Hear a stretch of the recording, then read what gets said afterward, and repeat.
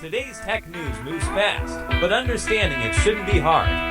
That's why Snarful Solutions Group brings you Connecting the Dots, where we break down what's happening in tech and why it matters to you. Now, let's dive in with your hosts. Imagine having to wait for a government agency, like, say, the FDA, to thoroughly test your smartphone's newest software update before you could actually download it. Oh, wow.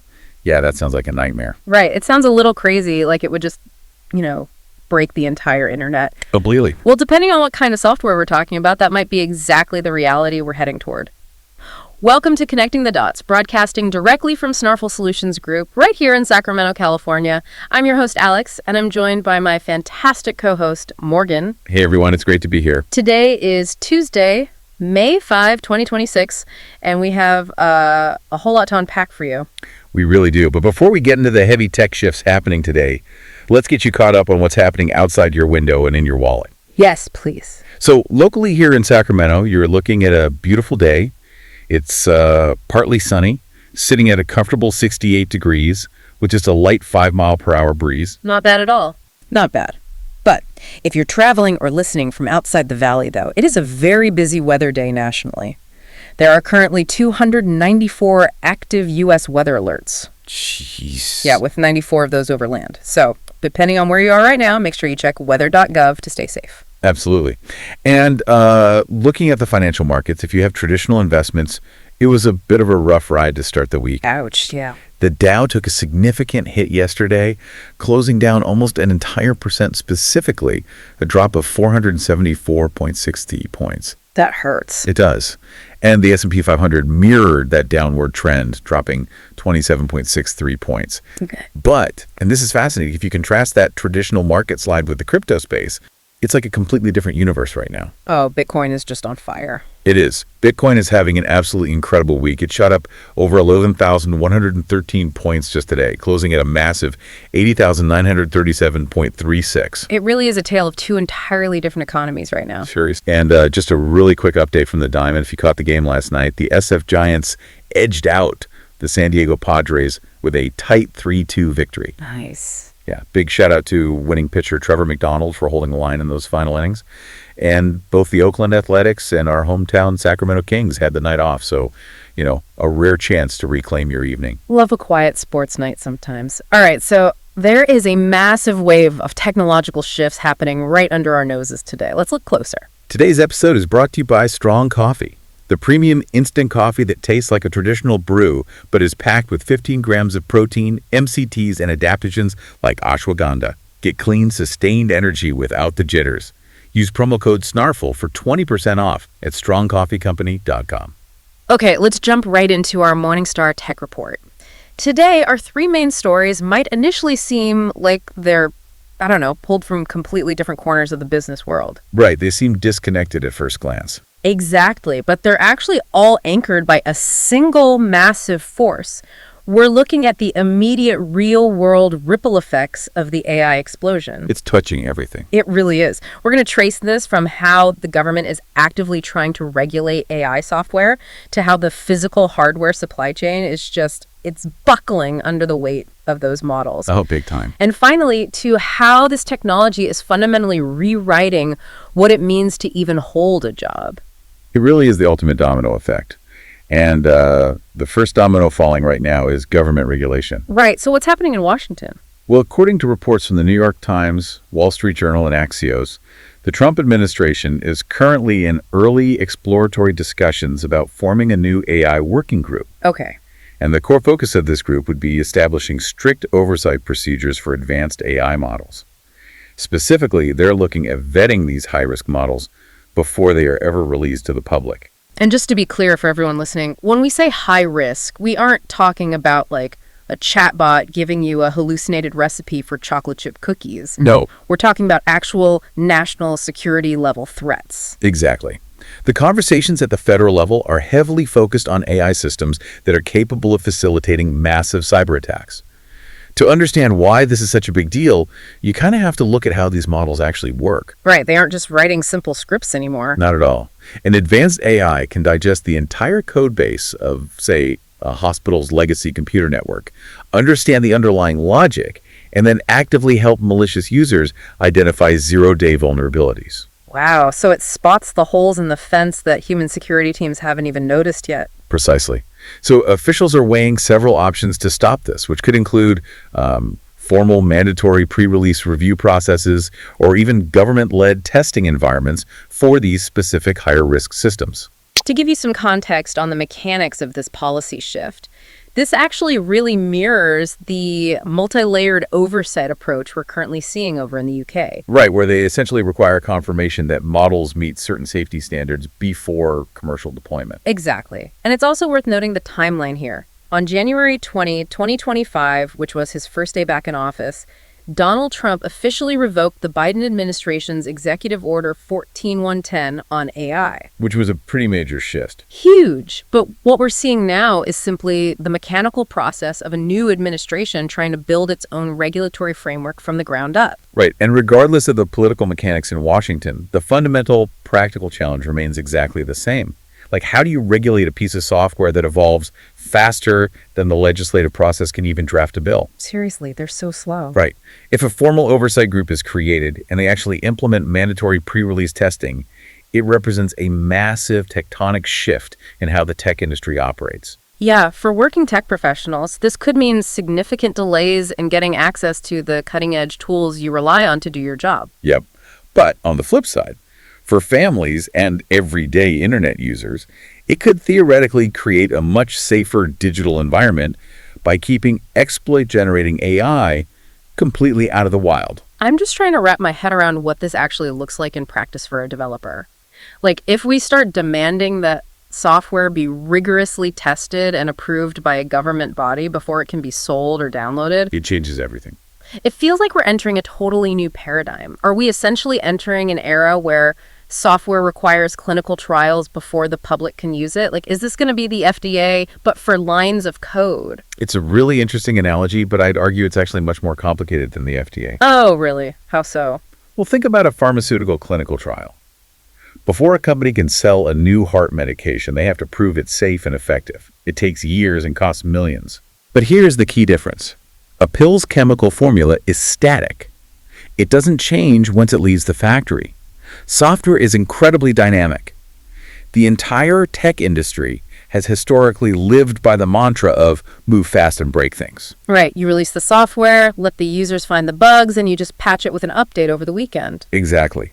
But you can't exactly push a quick weekend patch to fix a cyber attack that just took down a city's power grid. Yeah, that's a fair point. When the thing being broken is critical infrastructure, the beta testing mindset completely falls apart. Precisely. But returning to your FDA analogy, an AI model isn't just dynamic, it learns. You could have a government working group test a model on a Tuesday and certify that it's safe. Okay. But by Thursday, after interacting with 1 million users, that exact same model might have figured out a new, creative way to generate malicious code. Wow, so the test is instantly obsolete. Exactly. If this pre-release vetting becomes a reality, tech companies won't just have to build a clinical trial phase into their development lifecycle. They'll have to figure out how to prove that a learning machine won't suddenly unlearn its safety guardrails. That sounds incredibly difficult. It is. It would completely bottleneck the speed of innovation, which is why Silicon Valley is watching these White House discussions with so much anxiety. Well, so while the government is trying to figure out how to put a speed limit on the software side of AI, the tech giants might hit a wall anyway. Oh, they definitely are. Because ironically, the physical hardware required to actually run these massive models is completely buckling. Yes, the physical strain is immense, and it's hitting the biggest company on Earth right now. Apple. According to Bloomberg, Apple has been holding exploratory talks with both Intel and Samsung to potentially manufacture the core processors for Macs and iPhones right here in the United States. Really? Yeah. Apple executives have even visited a massive Samsung fabrication plant that's currently under construction in Taylor, Texas. Now, to understand why Apple flirting with other manufacturers is such a massive deal, we have to look at how they build their devices today. Right, because right now, they're heavily dependent. Almost entirely. Right now, Apple relies almost entirely on one single company for its most advanced chips. TSMC, the Taiwan semiconductor manufacturing company. Apple desperately wants to diversify, and they're being pushed by two massive forces. Right, the first being the obvious geopolitical risk surrounding Taiwan. Exactly. But the second, and the one causing immediate operational pain today, is the AI-driven chip shortage. It is a supply chain traffic jam of historic proportions. Like, the entire tech industry is frantically building out massive AI data centers, and every single one of those servers needs advanced silicon. Didn't NVIDIA's CEO just say something about this? Yeah, Jensen Huang recently mentioned that NVIDIA has actually dethroned Apple as TSMC's #1 customer. That is wild. It is. Because so much of the global manufacturing capacity is being eaten up by AI server chips, Apple is really feeling the squeeze on its consumer products. Just last week, Apple CEO Tim Cook admitted on an earnings call that they are facing major supply constraints specifically for the Mac Mini and the Mac Studio. And it is absolutely not a coincidence that those specific computers are the ones facing constraints. Nope. If you're a developer or a power user, the Mac Mini and the Mac Studio are the exact machines you buy to run local, open-source AI models right on your desk, without having to pay for expensive cloud computing time. It's a massive localized AI boom. Yeah, and Cook basically admitted it could take several months just to balance out the supply and demand. So Apple is aggressively looking for backup foundries. And historically, this isn't entirely new territory for them. Right, they've partnered up before. Exactly. Yeah. From the very first iPhone all the way up to the iPhone 5S, Apple actually used Samsung chips. And, of course, if you owned a Mac before 2023, you remember the Intel Inside era before Apple transitioned to their own custom M-series silicon architecture. I remember my old Intel MacBook getting so hot it could cook an egg. Oh, same. But the landscape has completely changed since then. Yeah. Apple designs the chips themselves now, but they still need someone to physically build them at a microscopic scale, and TSMC is currently the undisputed king of that specific manufacturing process. Okay, let's unpack this from your perspective, the person listening who might just be walking into an Apple store to buy a new computer for work or school. Right. If Apple successfully dual sources these chips, meaning, some iPhones get a processor built by TSMC in Taiwan, and some get a processor built by Samsung or Intel in Texas, I have a major concern about component parity. I know exactly where you're going with this. We've seen this exact movie before in the tech world. Do you remember when Apple used both LG and Samsung to manufacture iPhone screens, and users immediately started noticing a distinct difference in color quality? Oh yeah, people were furious. Or over in the Android ecosystem, where phones with supposedly identical Snapdragon processors had wildly different battery lives entirely depending on if the chip was physically manufactured by TSMC or Samsung? Yes. The infamous silicon lottery. It's a very real, very costly concern for hardware manufacturers. Right. So if this dual sourcing happens, are you going to have to start checking the ingredients label on the back of your new MacBook box to see if you got the good TSMC chip or the slightly less efficient backup Intel chip? To understand why that happens, you have to look at the mechanics of what TSMC actually does. They aren't just stamping out plastic toys, they are building advanced nodes. Which means what exactly? Basically, that means they are perfectly placing billions of microscopic transistors onto a tiny square of silicon. TSMC has spent decades perfecting what the industry calls yield and efficiency. Yield is just the percentage of chips on a raw silicon wafer that actually function perfectly. Okay, so it's like baking a massive batch of cookies and seeing how many come out perfectly round versus like slightly burnt on the edges. Exactly. And TSMC burns very few cookies. If Intel or Samsung are brought in as backup manufacturers, they might be using a slightly different microscopic process technology to build the chip. Even with Apple's designs. Yep.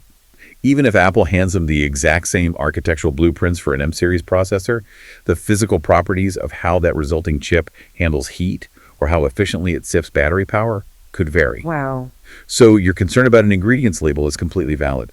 Imagine you and your coworker buy the exact same $2,000 laptop on the exact same day. But because yours has an Intel chip fabricated in Texas, and theirs has a TSMC chip from Taiwan, your laptop runs 5 degrees hotter and your battery dies 2 hours earlier every single afternoon. That is the ultimate silicon lottery nightmare. It really is. It's a massive quality control headache for a brand that has built its entire identity on perfection. It really just shows how desperate the supply chain situation has become. But here is where the ripple effect hits closest to home. Oh yeah, this next part is big. The AI boom isn't just forcing the world's biggest company to completely rethink its physical hardware supply chain. It's forcing companies everywhere to radically rethink their human workforce. The hardware strain is ultimately leading to human redundancy. Yeah, this one is going to resonate with anyone working in the corporate world right now. Coinbase, one of the largest cryptocurrency exchanges globally, announced yesterday that they're laying off roughly 700 employees. Wow, that's a huge cut. It's about 14% of their entire global workforce. In an internal email that was shared publicly, Coinbase CEO Brian Armstrong cited two main converging forces for these cuts. Let me guess. The crypto market. That was the first one, the current down market in the broader crypto cycle. But second, and far more notably for our deep dive today, he pointed to massive, undeniable productivity gains driven entirely by AI. The details of how they are restructuring the company post-layoffs are fascinating. They're changing everything. Right. They aren't just cutting headcount to save a few $1,000,000. They are entirely redesigning what the corporate ladder looks like. Coinbase is aggressively flattening its organizational chart. Going forward, there will be a maximum of 5 layers of management between the lowest level entry employee and the CEO. That's incredibly flat for a company that size. And more importantly, they are completely eliminating pure management roles. From now on, every single manager has to be what they're calling a player coach. It really signals the death of the traditional middle manager, whose only daily function is to oversee other people's work, track deadlines and attend meetings. Right. If you want to lead a team at Coinbase now, you also have to be an active individual contributor. You have to write code, design products, or ship tangible features while simultaneously managing up to 15 direct reports. That sounds overwhelming. It does. Yeah. To make this possible, they're focusing heavily on building what they call AI native pods. These are incredibly small, highly focused teams that heavily leverage AI tools to do the work that used to require a much larger group of humans. And didn't they mention one-person teams? Yes. They're even experimenting with one-person teams, where a single employee is responsible for engineering, design, and product management all at once. Let's stop and think about how a one-person team actually functions. Like, if I'm that single employee, I might have a great idea for a product, but maybe I don't know how to code the back-end database. Like you'd be stuck. In the past, my project would just stall until I could hire a database engineer.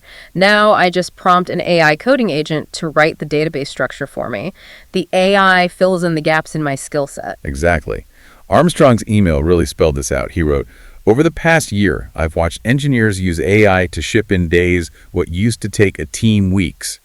Non-technical teams are now shipping production code, and many of our workflows are being automated." And to put this Coinbase restructuring into a broader macroeconomic context, this isn't just one crypto company using AI as an excuse to make budget cuts. No, it's an industry-wide trend. Goldman Sachs economists recently released an estimate that AI substitution is currently erasing roughly 25,000 U.S. jobs every single month. That number is staggering. It is. And while the AI boom is certainly creating new jobs, data specialists, prompt engineers, it's only adding back about 9,000 jobs a month. Mathematically, that is a net loss of 16,000 positions monthly across the economy. We've seen similar AI-driven restructuring and layoffs recently at Meta, Microsoft, and Jack Dorsey's company, Block.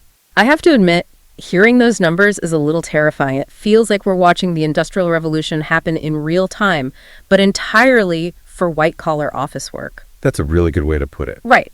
If one single person can now act as an entire department, doing the coding, the graphic design, and the project management before lunch just by prompting AI tools, are you and I going to have to act more like solopreneurs to survive in the modern corporate workforce? It sounds exhausting. Yeah, doing everything yourself. Exactly. You'd have to be your own HR department, your own designer, your own quality assurance tester. Well, I wouldn't necessarily say you have to become a literal solopreneur where you work entirely alone, but you absolutely have to become the manager of your own output. Okay, what do you mean by that? The traditional corporate mindset for the last 50 years was based on deep, narrow specialization. It was an assembly line.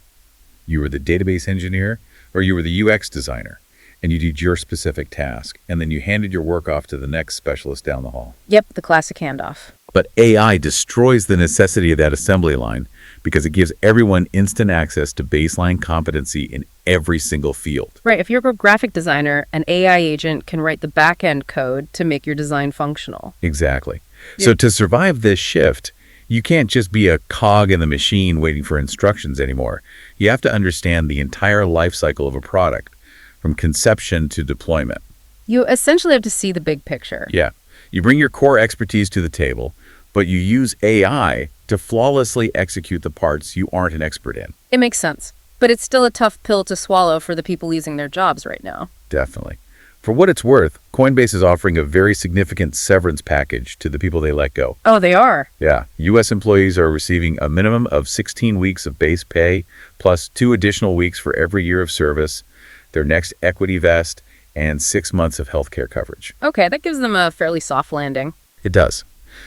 But the harsh reality is, they are stepping out into a job market that is fundamentally changing the definition of what an employee actually is. Before we wrap up, a quick thanks to Old Glory, an iconic music and sports fan merch store, perfect for the techie in your life. Use promo code SNARFL for 15% off at oldglory.com. So if we step back and connect the dots on everything we've unpacked today, the narrative thread is pretty undeniable. Yeah, AI is at the center of it all. Artificial intelligence is no longer just a cool tool or a futuristic concept you read about. It's the physical, structural, and economic force reshaping your reality right now. Absolutely. It's sparking the highest levels of government to completely reconsider how we ensure public safety against dynamic learning software threats. It's causing a historic bottleneck in global chip manufacturing, forcing an absolute giant like Apple to rethink decades of microscopic supply chain strategy. And of course, the jobs. Right. It's completely altering the definition of what it means to be an employee, collapsing entire corporate departments into single, highly empowered individuals. It really leaves you wondering about the next generation. Like, as AI models become increasingly capable of doing the heavy lifting of an entire team, will the future of education and job training need to completely shift? Almost has to, right? Yeah.